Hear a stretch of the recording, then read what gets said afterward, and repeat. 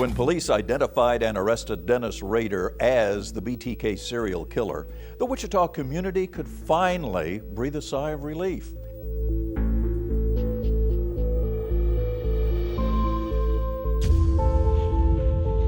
In the realm of crime and justice, interrogations serve as a pivotal point of truth revelation. They are powerful encounters, often resulting in shocking disclosures that ripple through media and society. This video will explore 10 of the most bewildering recent interrogation moments of criminals, shedding light on the intriguing narratives, startling admissions, and bizarre behaviors that made these sessions infamous. Number 1. Interrogation of Dennis Rader. Dennis Rader, also known as the BTK, Bind, Torture, Kill Killer, is one of America's most infamous serial killers. His reign of terror lasted from 1974 to 1991, during which he murdered 10 people in Sedgwick County, Kansas. Despite the horrendous nature of his crimes, it wasn't until 2005 that Rader was finally apprehended. Rader's interrogation remains one of the most chilling examples of a criminal's interaction with law enforcement. His confession lasted over 30 hours, spanning 2 days.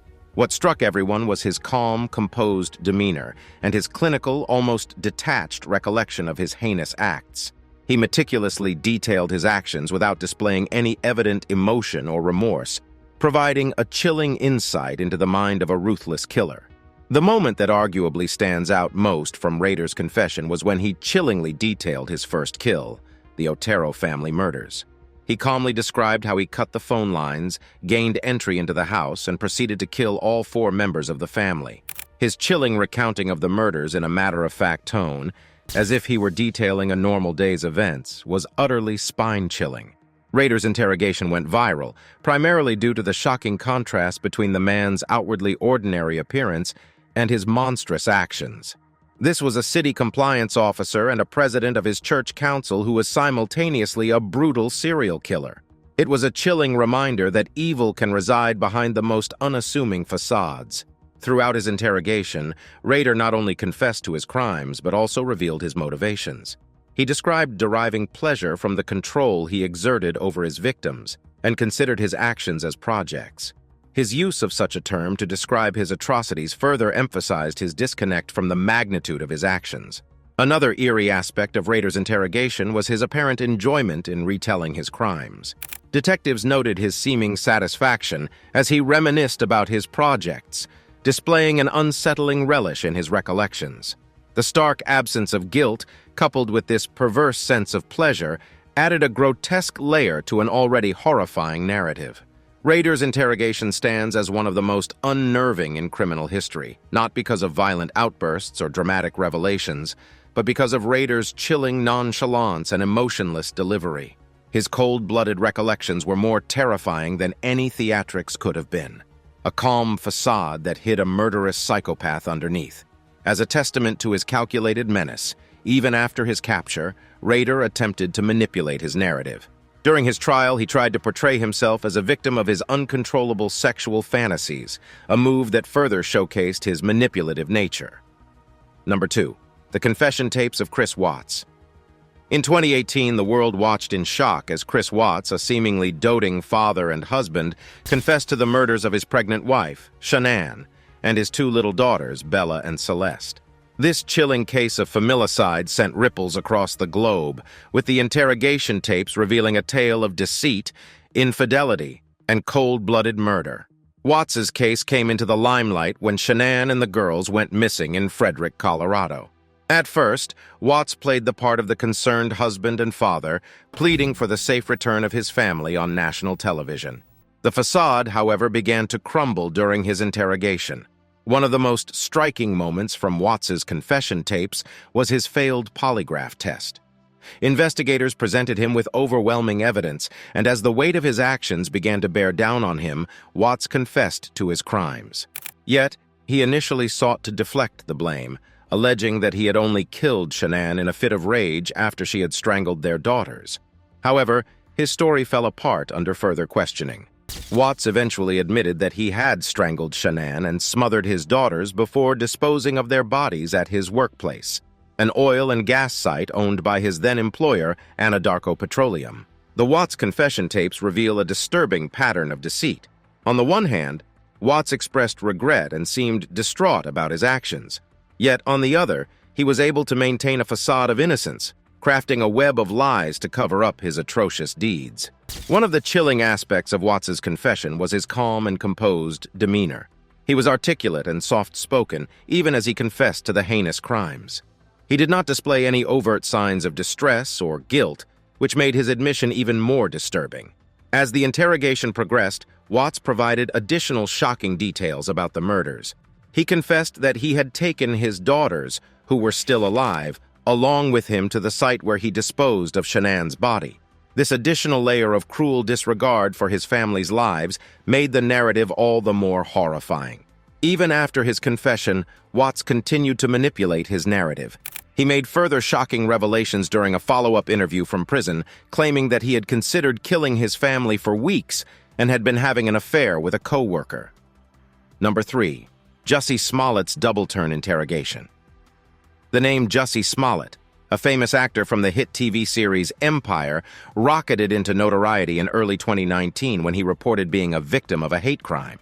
However, the interrogation that followed took an unexpected turn, turning from a victim statement into a bizarre investigation into the actor's credibility. Smollett initially reported that he had been assaulted by 2 masked men near his Chicago apartment.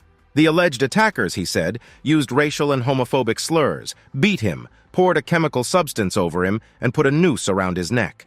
Smollett's story gained national attention, with the media and public condemning the apparent hate crime. However, inconsistencies soon began to emerge in his account.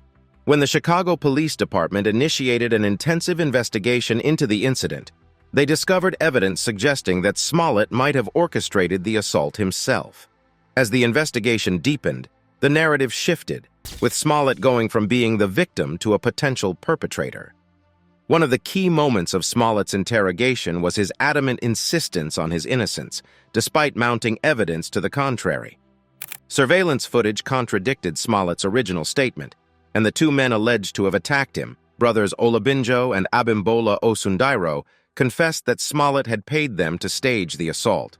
Despite this, Smollett maintained his innocence, resulting in an interrogation session that was both tense and perplexing. The video of Smollett's interrogation went viral, primarily due to the bizarre nature of the case. The audience watched, captivated, as Smollett staunchly defended his version of events, even as the evidence overwhelmingly pointed to a staged assault.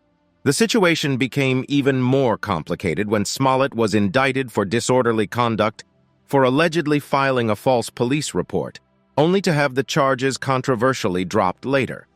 The Smollett interrogation highlighted the significant influence of celebrity status and media coverage on criminal investigations. It also underscored the potential harm false claims can have on actual victims of hate crimes, as they can fuel skepticism and doubt about genuine reports. The Jussie Smollett case became a focal point for discussions about race, sexuality, and celebrity culture. Its twisting narrative, played out through a contentious interrogation, fueled media speculation and public debate. Smollett's defiant insistence on his innocence throughout the process created a spectacle that blurred the lines between victimhood and villainy. Number 4. Questioning of Nicholas Cruz. On February 14, 2018, the community of Parkland, Florida was rocked by a devastating act of violence when a lone gunman entered Marjorie Stoneman Douglas High School and opened fire. The attack left 17 people dead and 17 more injured, marking one of the deadliest school shootings in U.S. history. The perpetrator was a 19-year-old former student, Nicholas Cruz. The subsequent interrogation of Cruz provided a chilling insight into his disturbed mental state and the motivations behind the massacre. The footage, which was released to the public several months after the tragedy, painted a picture of a deeply troubled young man who, in a chilling admission, confessed to being the gunman. One of the most unsettling aspects of Cruz's interrogation was his erratic behavior.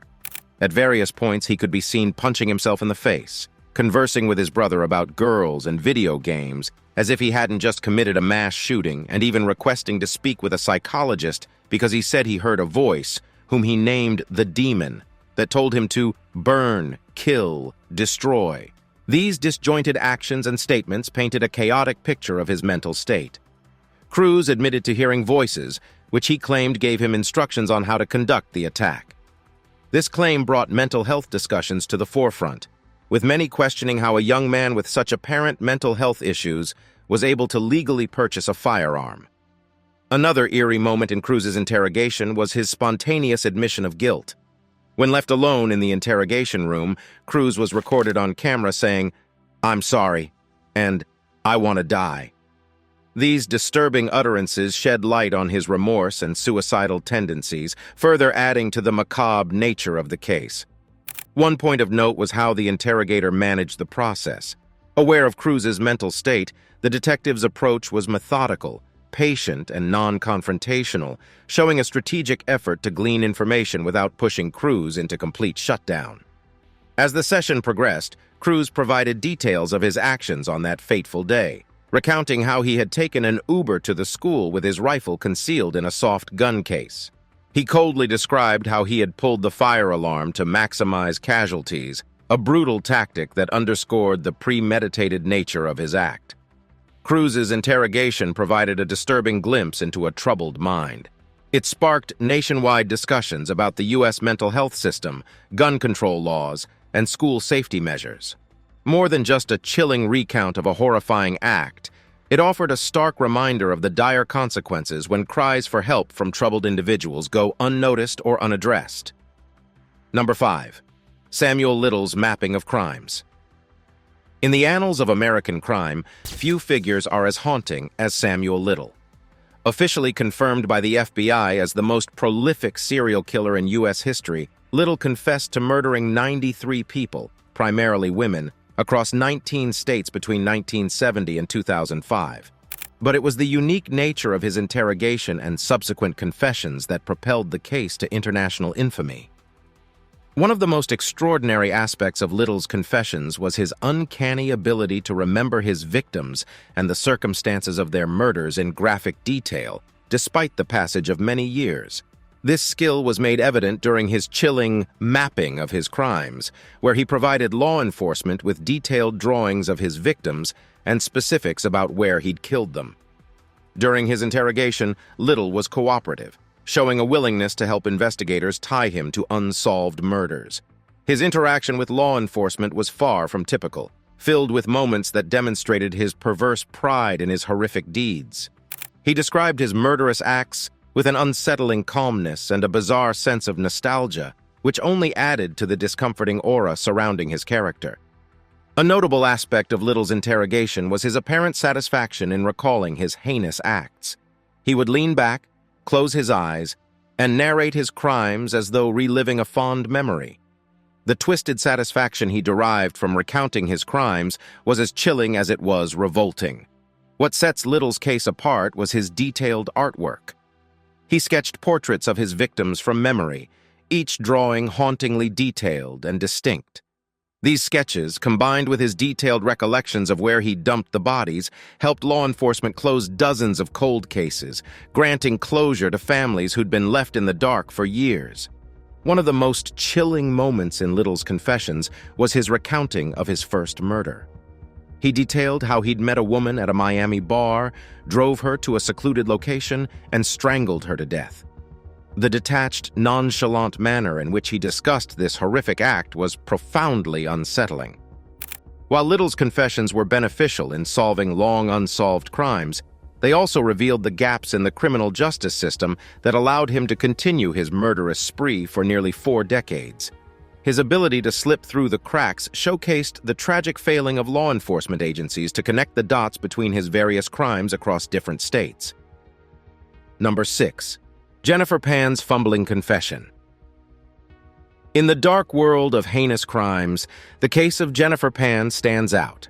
What began as an apparent home invasion in 2010 in Markham, Ontario, gradually unfurled into a sinister plot of deception, manipulation, and patricide, with Jennifer herself as the mastermind. It was during her subsequent police interrogations that the true nature of the crime unraveled. The initial account of the crime painted Jennifer as a surviving victim of a horrific home invasion where her mother, Beek Ha Pan, was murdered, and her father, Hanpan, was severely injured. Jennifer's detailed description of the night, characterized by masked intruders and demands for money, seemed plausible until discrepancies started to appear in her narrative. Jennifer's initial statement to the police appeared credible and convincing. However, inconsistencies in her story began to emerge as the investigators started to dig deeper. What tipped the scales was a second formal police interrogation, captured on video, during which Jennifer's facade began to crumble. One of the most startling moments during the interrogation was when Jennifer, after hours of relentless questioning by Detective Bill Getz, finally confessed to hiring the hitmen to kill her parents. Jennifer's transition from being a terrified victim to a cold-blooded conspirator was as shocking as it was disheartening. Her confession was marked by a series of fumbles and contradictions. Jennifer flip-flopped on key details of her story and became visibly nervous when pressed for more information. Her frequent pauses, indirect answers, and visible signs of discomfort contradicted her initial composed demeanor. Another particularly chilling moment was when Jennifer revealed her motive. The motive was not the result of some twisted thrill, but stemmed from her struggles with her high-achieving, strict parents. The pressure to meet their expectations led her down a dark path, culminating in the cold-blooded murder of her own mother and attempted murder of her father. Jennifer Pan's interrogation is infamous not only for its shocking revelation, but also for the methodical way in which Detective Getz elicited the confession. Using a mixture of sympathetic listening, false reassurances, and strategic pressing, Getz managed to coax Jennifer into revealing the truth, demonstrating the effectiveness of skilled investigative techniques. Number 7. Alec Cook's unexpected reveal. In the realm of criminal investigations, interrogations can sometimes lead to unforeseen revelations. The questioning of Alec Cook, a former University of Wisconsin-Madison student, is a stark example. Cook was initially arrested in 2016 for sexual assault against one woman. However, during the course of his interrogation, the case took a shocking turn as investigators discovered he was connected to a series of other sexual assaults. Cook's arrest sent shockwaves through the campus community. The subsequent search of his apartment by investigators unearthed a chilling piece of evidence: a black leather notebook. Inside it, Cook had meticulously documented his interactions with women, including what he liked about them, what he wanted to do to them, and detailed plans for further victimization. The discovery drastically changed the course of the investigation. During Cook's interrogation, detectives confronted him with the contents of his notebook. His reaction was one of the most unforgettable moments of the case. Initially, Cook tried to downplay the significance of his writings. However, as detectives pressed him further, he eventually conceded that they were indeed sinister in nature. Cook's admission to his writings was startling. Here was a seemingly normal college student admitting to the meticulously planned victimization of women. It was not just the extent of his admissions, but the casual, nonchalant way in which he accepted responsibility for his disturbing actions that sent a chill down the viewer's spine. Throughout the course of his interrogation, Cook displayed a disturbing sense of detachment. His calm demeanor, even as he was confronted with evidence of his planned and actualized assaults, was a chilling testament to his psychopathic tendencies. He showed no remorse or guilt for his actions, instead offering explanations and justifications for his behavior. However, Cook's interrogation did not just shock the public. It also had far-reaching consequences. Following the discovery of the notebook and Cook's subsequent admissions, the investigators connected him to a series of other sexual assaults, some dating back several years. In total, Cook was charged with 23 crimes involving 11 women, making him one of the most notorious sexual predators in the state's history. Number 8. David Turpin's bizarre claims. The world was appalled by the shocking discovery of the Turpin family's living conditions in 2018. David and Louise Turpin, parents to 13 children, were found to have kept their children captive in their Paris, California home under inhumane conditions. The interrogation of David Turpin provided a peculiarly distorted glimpse into the mind of a man who defended these monstrous actions. When the story broke, it sent waves of disbelief and horror around the globe. The Turpin children, ranging in age from 2 to 29, were found emaciated, living in squalor, and some were even shackled to their beds. However, It was the subsequent interrogation of David Turpin that presented an even more disturbing aspect of this nightmarish tale. Throughout the interrogation, Turpin showed a complete lack of understanding of the severity of his actions. One of the most bizarre claims made by him was that his actions were justified under the guise of homeschooling. He maintained that their dire living conditions and isolation from the outside world were part of a strict educational regimen. Turpin's self-perceived innocence and delusion of being a stern but caring father were made more grotesque by his indifference to the children's suffering. When confronted with evidence of their malnourished state, he dismissed it as a result of genetics and a high metabolism. These peculiar assertions highlighted his utter lack of empathy and refusal to acknowledge the horrifying reality of his crimes. The interrogation of David Turpin is a chilling illustration of the extreme disconnect between a perpetrator's perception and the terrifying reality of their actions. His bizarre claims and eerie calmness throughout the questioning remain a haunting reminder of the inhumanity that can lurk behind closed doors.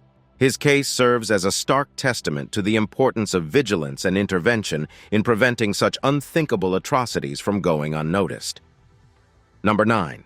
Bruce McArthur's cold composure. In the realm of chilling criminal cases, few stand out as starkly as that of Bruce McArthur. A landscaper from Toronto, Canada, McArthur was convicted for the murders of 8 men between 2010 and 2017, a series of brutal killings that terrorized the city's gay village. It was during his interrogation that McArthur's chilling character truly came to light. When Toronto police arrested McArthur in 2018, they were expecting resistance or, at the very least, signs of nervousness. What they encountered instead was a man who maintained an icy composure. His demeanor throughout the interrogation was one of cool indifference, a trait that made the proceedings even more disturbing. One of the most chilling moments in the interrogation came when McArthur was shown a photograph of one of his victims. Rather than reacting with guilt or shock, McArthur simply confirmed the identity of the victim, providing a terse, emotionless response that revealed a startling lack of remorse. Throughout his questioning, McArthur maintained this emotionless composure. Even when presented with incontrovertible evidence of his crimes, including images taken from his own computer, he remained unperturbed. His detached clinical reactions starkly contrasted with the heinous nature of his crimes, revealing a chillingly sociopathic personality. The interrogation of Bruce McArthur serves as a chilling testament to the monstrous acts humans can commit while maintaining a veneer of normalcy. His cold composure and emotionless responses during the interrogation revealed a man seemingly devoid of empathy or remorse, making his crimes all the more horrifying. McArthur's case serves as a sobering reminder of the importance of vigilant law enforcement and community awareness to identify and stop such predators before more lives are lost. Number 10. Golden State Killer's Unsettling Nonchalance. The case of the Golden State Killer, also known as Joseph James DeAngelo, is one of the most haunting in recent American history. Active between 1973 and 1986, DeAngelo committed at least 13 murders, 50 sexual assaults, and 120 burglaries in California. His interrogation in 2018, after over 3 decades of eluding the authorities, was marked by a disconcerting nonchalance that further amplified the horror of his crimes. DeAngelo was finally apprehended through the use of innovative DNA analysis techniques, marking a significant breakthrough in forensic science. However, it was his chilling demeanor during the subsequent interrogation that added a disturbing layer to his already notorious reputation. Throughout the interrogation, DeAngelo exhibited a chilling nonchalance, which was deeply unsettling given the magnitude of his crimes. One of the most unnerving moments was when he was confronted with the details of his crimes. Instead of expressing remorse or offering a denial, DeAngelo merely shrugged, his indifference displaying a terrifying lack of empathy for his victims. When questioned about specific incidents, DeAngelo demonstrated a chilling clarity of recollection. He remembered minute details about the scenes of his crimes, his victims, and his modus operandi, exhibiting an unsettling pride in his past atrocities. His ability to recall these horrific events with such precision decades later was a terrifying testament to the deep-seated malice within him. The interrogation of the Golden State Killer will forever remain a chilling episode in the annals of criminal justice. D'Angelo's unsettling nonchalance, his ability to recall his crimes in vivid detail, and his strange tendency to oscillate between third and first person when discussing his actions offered a horrifying glimpse into the mind of a cold-blooded killer. His case stands as a grim reminder of the deep-seated darkness that can reside within seemingly ordinary individuals, underlining the importance of relentless pursuit in the face of unsolved crimes.